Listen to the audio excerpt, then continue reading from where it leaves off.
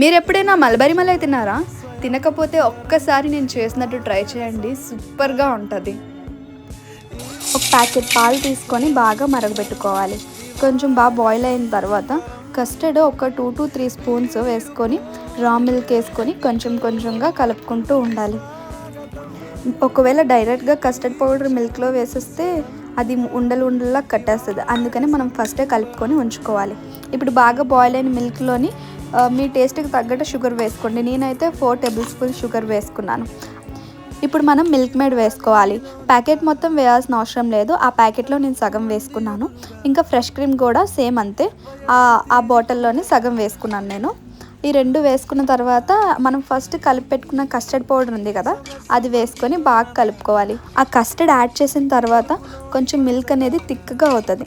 థిక్గా అయ్యాక stove off చేసి కొంచెం సేపు పక్కన పెట్టుకోవాలి. ఆ తర్వాత చల్లగా అయ్యాక అప్పుడు మల్బరీ బెర్రీస్ వేసుకొని ఇంకా కొంచెం సేపు ఫ్రిడ్జ్లో పెట్టుకొని ఆ తర్వాత తింటే చాలా బాగుంటుంది.